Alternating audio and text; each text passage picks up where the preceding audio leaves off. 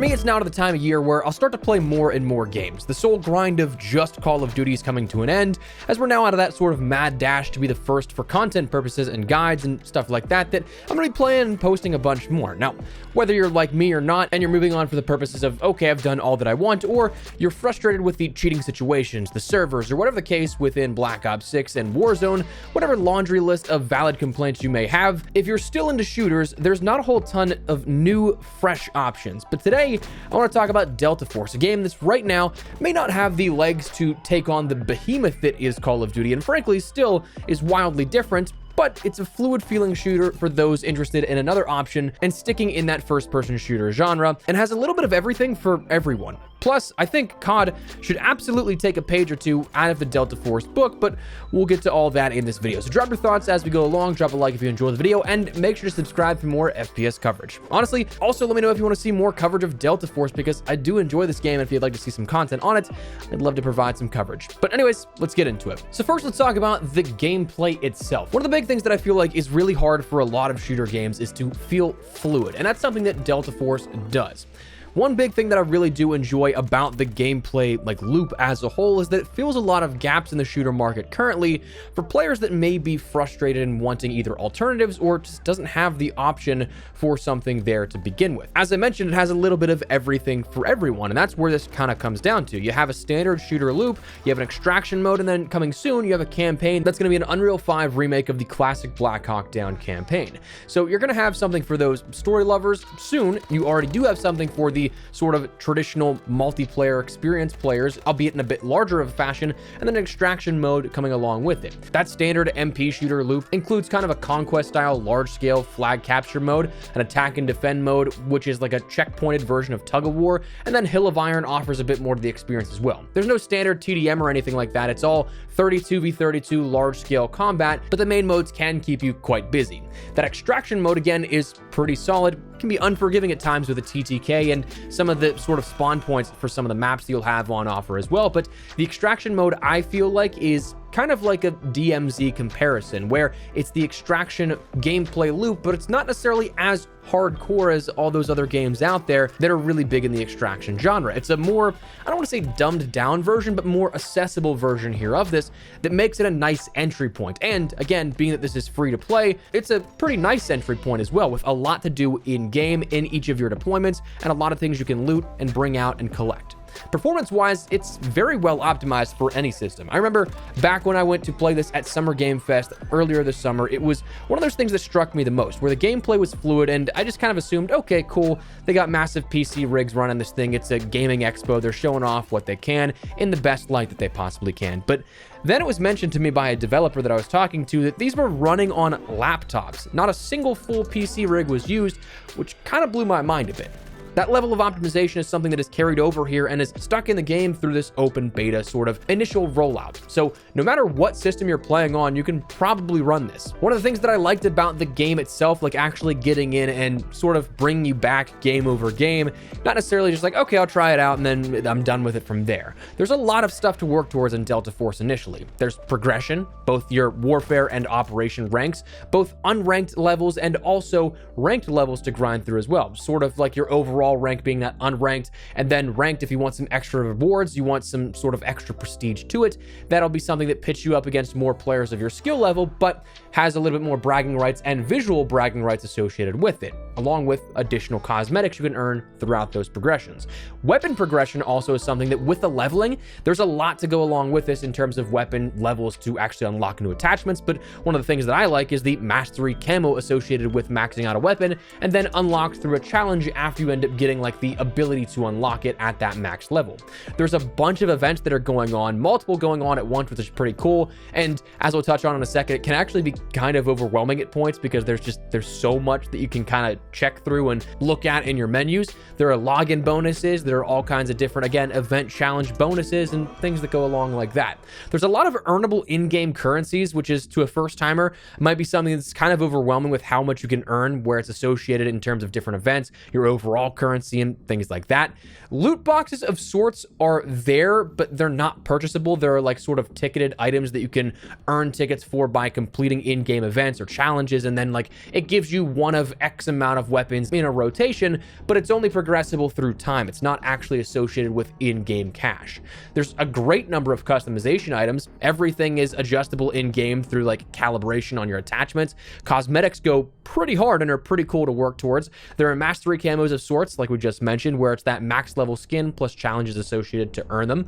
One huge thing that I loved, this game does have a shop. It's free to play after all, so there's going to be some sort of focus on microtransactions, but it's not over the top like we'll touch on in a second. But one huge thing that I loved, and is kind of, I guess, a transition piece between cosmetics and the monetization models, is that their shop does have bundles, but you can buy individual items if you so choose to do so. So for example, if there's like 3 sort of skins for a weapon that comes along in a bundle along with a couple of other smaller cosmetic things, you can get that sort of overall bundle for a little cheaper than buying everything individually. But if you only like the one skin and you're not going to use a skin for any of the other weapons, like their weapons you just won't even touch, you can buy individual things. That's one thing that I really do wish Call of Duty would do in this sort of era of bundles, because as we've talked about plenty of times, there's some really cool stuff within the Black Ops 6 cosmetics and other games of recent years, but putting them in bundles where you can only spend $20 or up for those specific items, it's not really something that you're going to gravitate towards, because you might not use those other items. So essentially $20 for one skin is pretty expensive. So to be able to have things paired out like that, where you can buy individual items in that bundle, that's a pretty cool feature, I think.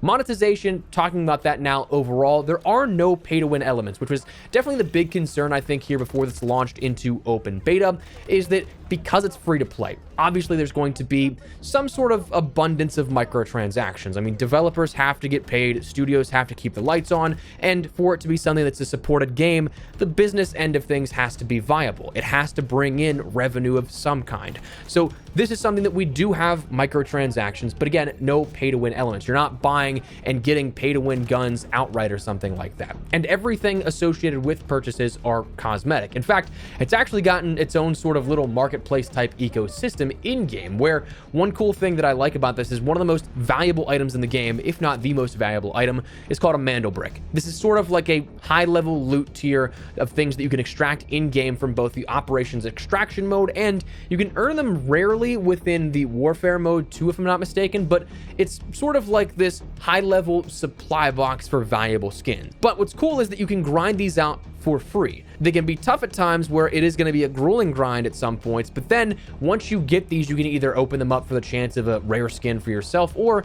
you can sell them in the sort of equivalent of an in-game market for what would be the real-life currency transaction, like the sort of COD point variation here of this in Delta Force, so that you can basically just grind out these Mandel bricks, sell them, and get the real-life money equivalent of their sort of currency in-game, and then buy those sort of premium shop skins for free if you're interested in going that route. So not only do you have ways that you can like get the skins by just simply paying for them, but you can actually get those shop skins for just grinding things out, which is not something that Call of Duty has done, and other games have, yes, but it's just nice to see that there's those variable options as well.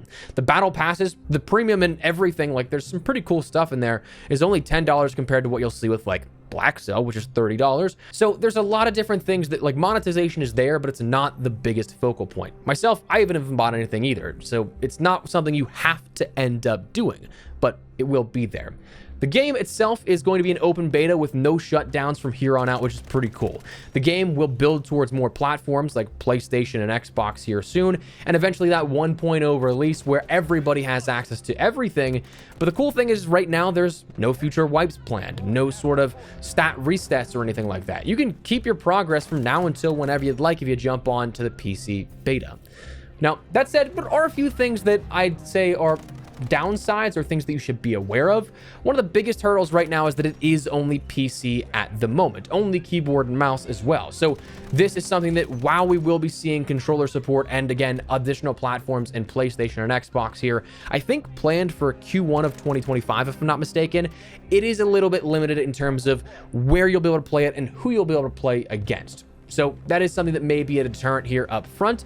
Some people have also had issues with the matchmaking. While I have no clue if there is or is not skill-based matchmaking, I don't know that it's actually been addressed officially just yet.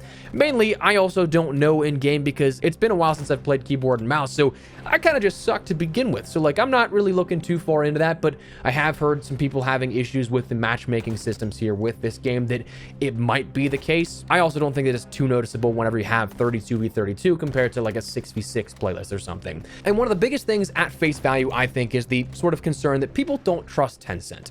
Whether for data collection and harvesting or the kernel level driver that's utilized for anti-cheat, there's been concerns among that level of discussion. Frankly, I could use some education on this as well.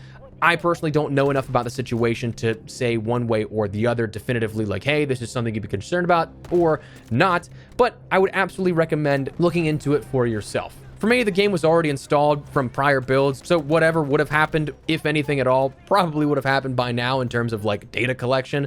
So I'm still just enjoying the game for what I can, but if you'd like to investigate further, I would recommend that. It is something that it's always nice to be educated on those types of things, especially if it's a concern to you. So just do that. It'll help you make an informed decision on whether you want to install the game or not. But end of the day, Delta Force is a lot of fun that I think, once fully rolled out to all platforms, to have support for controller on both consoles and PC, I think it'll be a game that a lot of people will at least try out. They'll at least pick it up and test it for a little bit.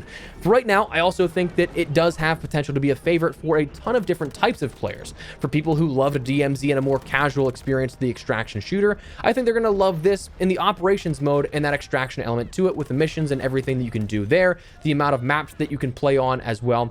But also for those that like just want a sort of larger scale, I'd say more so Battlefield than COD type of multiplayer experience, though honestly without Ground War this year, this could probably scratch that itch for a lot of players looking for that from Call of Duty as well.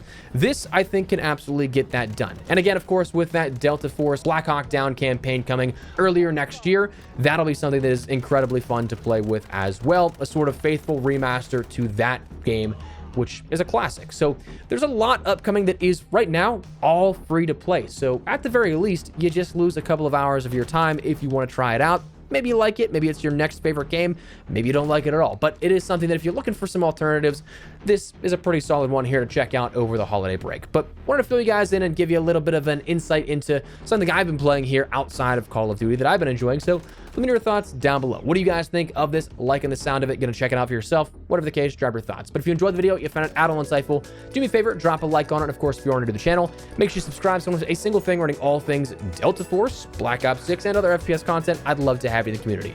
For now, thanks so much for watching. Mine has been Espresso. I'll see you later. Take care and peace.